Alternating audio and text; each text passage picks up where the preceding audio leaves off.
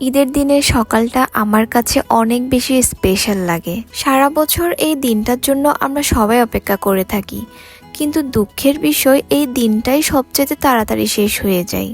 আর ঈদের দিন ভোরবেলা উঠতেই আমার অনেক বেশি ভালো লাগে। হ্যালো এভরিওয়ান, সবাইকে ঈদ মোবারক। ছোটবেলায় ঈদের খুশিতে আগের দিন রাতে একদমই ঘুমাতাম না।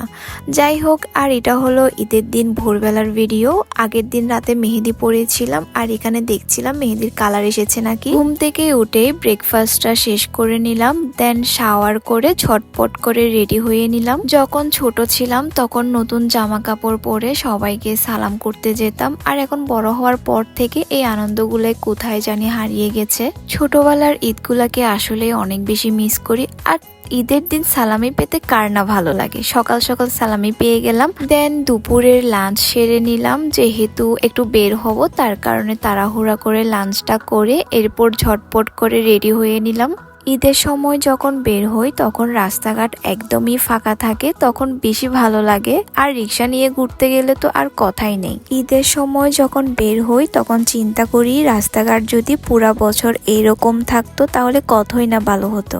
আমি এখানে শুধু হাতের ভিডিও করছিলাম। মেহেদি পরার পরে আমার হাতটা আমার কাছে অনেক সুন্দর লাগে, যার কারণে বারবার আমি হাতের ভিডিওটাই করি। এরপর আমরা বের হয়ে অনেক জায়গায় ঘুরতে যাই। আর ঈদের সময় তো সবার বাসায় কম বেশি অনেক নাস্তা পানি অনেক কিছুই খাওয়া যায়।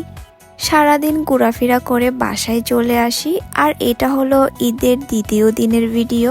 দ্বিতীয় দিন আমরা একটু প্ল্যান করে বের হই কোথায় কোথায় ঘুরতে যাব। আর আমি এখানে ঝটপট করে রেডি হয়ে নিই। আর এখানে সব মেয়েরা যখন একসাথে হয় তখন যা করে আর কি। আমরা দ্বিতীয় দিন ফার্স্টে সবার আগে চলে যাই আন্টির বাসায়। আর ওনাদের এখানে অনেক বড় একটা প্রজেক্ট করা হয়েছে, আর আমরা এখানে ঘুরতে আসি আর কিছু ছবিও তুলছিলাম।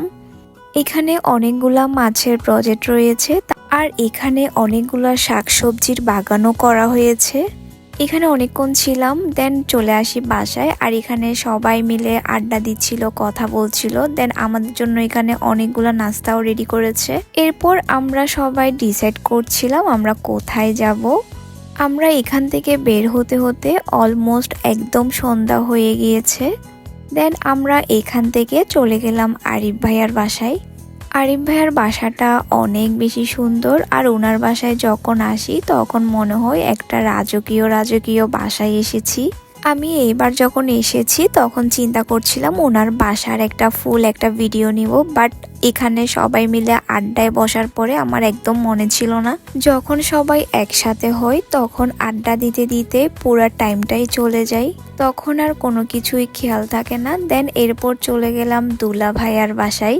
ওনাদের বাসাটাও অনেক বেশি সুন্দর করে ডেকোরেশন করেছে। আর ওয়াল প্রিন্টগুলো দেখে আমি ভিডিও করছিলাম, যেহেতু এই কাজগুলো আমিও করি। দুলাভাই অনেক শৌখিন একজন মানুষ, উনি ওনার বাসাকে অনেক সুন্দর করে ডেকোরেশন করেছে, অনেক সুন্দর করে সাজিয়েছে। আর আমার তো মিরর দেখলে একটু ভিডিও একটু ছবি এগুলা নিয়েই থাকতে ইচ্ছা করে। এরপরে ঈদের সালামি কার না পেতে ভালো লাগে, যেখানে যাচ্ছে সেখানেই সালামি পাচ্ছি। আর এখানে নিচে স্কুটি দুটো দেখে আমার অনেক কিউট লাগছিল। দেন এরপরে আমরা এখান থেকে চলে গেলাম তুহিয়াপুর বাসায়। তুহিয়াপুর বাসাটাও অনেক বড়। আর তুহিয়াপু এখানে আমাদের জন্য অনেক রকম নাস্তার আইটেমও করেছে, সাথে ঈদ সালামি তো আছেই। এই ছিল আমার ঈদের ব্লগ। সবাই ভালো থাকবেন, আল্লাহ হাফেজ।